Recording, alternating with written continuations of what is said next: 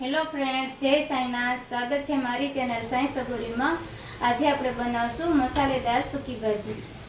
તો ફ્રેન્ડ્સ, આપણે બટેટા બાફી લીધા છે નિમક નાખીને, અને તેમાં આપણે જોશે ટમેટા સુધારેલા, અને આદુની પેસ્ટ છે, સફેદ તલ છે, લીલે મરચાંની કટકી છે, લીમડો છે અને સૂકો મસાલો છે।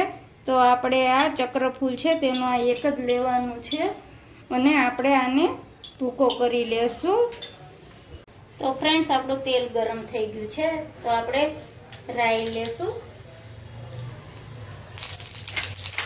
જીરું, મરચાંની કટકી, તલ, લીમડો, સૂકો મસાલો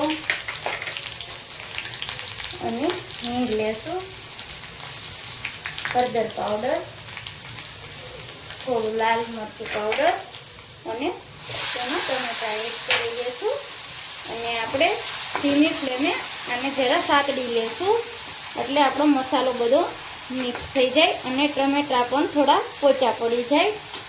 અને આપણે હવે તેમાં બટેટા નાખી દઈશું સુધારેલા।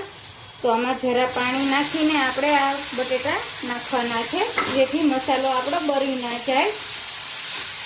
અને તેમાં આપણે હવે નાખશું નિમક। આપણે બાફેલ બટેટામાં તો થોડુંક નિમક હતું જ, પણ હવે થોડું નાખશું। તો આપણે થોડી ખાંડ નાખશું, આમાં ટમેટા છે એટલે ખટમીઠો થોડીક સૂકી ભાજી થાય। અને આદુની પેસ્ટ નાખી દઈશું, અને ધાણા જીરું પાવડર નાખશું। હવે આપણે આને થોડું મિક્સ કરી લેશું અને 2 મિનિટ સાતળવા દેશું।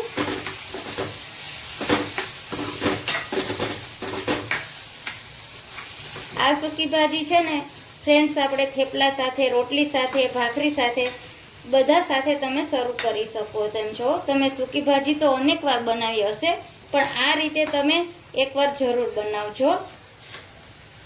ફ્રેન્ડ્સ, આપણી સૂકી ભાજી કમ્પ્લીટ થઈ ગઈ છે। તો ફ્રેન્ડ્સ, મારો વિડીયો ગમે તો લાઈક કરજો, શેર કરજો, સબસ્ક્રાઈબ કરજો, કોમેન્ટ કરજો।